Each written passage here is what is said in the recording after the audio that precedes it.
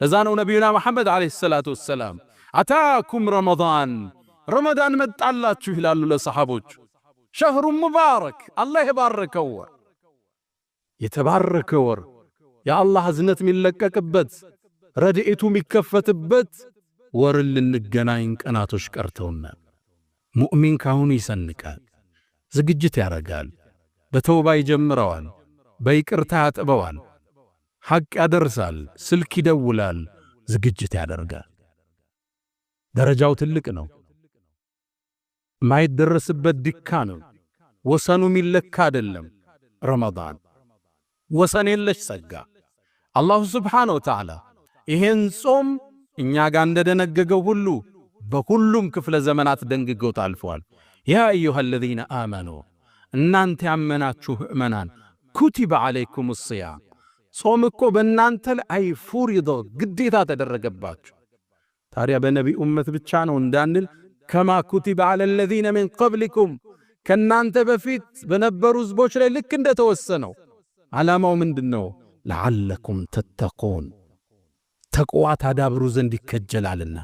ቁርአን ጋር ጥሩ ትውውቅ ልታረጉ፣ ሶላትን ልትላመዱ፣ ጾምን ልትላመዱ፣ የበለጠ አላህን ፈሪ ልትሆኑ ይከጀላልና ይላል አላህ ሱብሓነሁ ወተዓላ። ሁሉም ትውልድ ላይ ጾም ተደንግጓል፣ እኛ ጋር እንደተደነገገው። ባይሆን እንደነሱ የኛ የጠበቀ አይደለም። በነቢዩ ሰለላሁ ዐለይሂ ወሰለም መላክ፣ በአላህ ረሕመት ወደኛ ውስጥ መላክ ገራገር አላህ አድርጎታል። ቀደምቶቹ ሲጾሙ ሌሊት ባለቤቶቻቸው ጋር መገናኘት አይችሉም ነበር።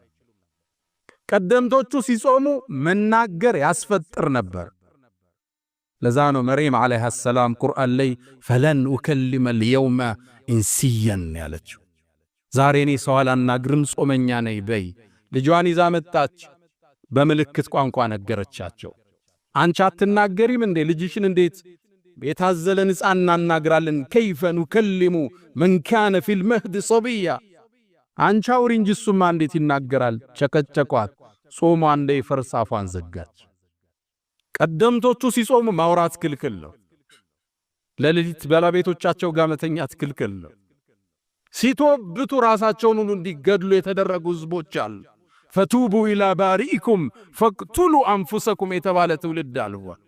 የነቢዩላህ ሙሳ ትውልዶች በጣዖት መልክ ወይፈንን ሰርተው ተገዙ። አላህ ሊበራቸው ቃል ገባ፣ ግን ራሳችሁን ግደሉ ተባሉ። ከወንጀል የሚጸዱት በመሞትም ነበር። 70,000 ሰው አንድ ሜዳ ላይ አለ፣ እርስ በርስ ተጋድሎ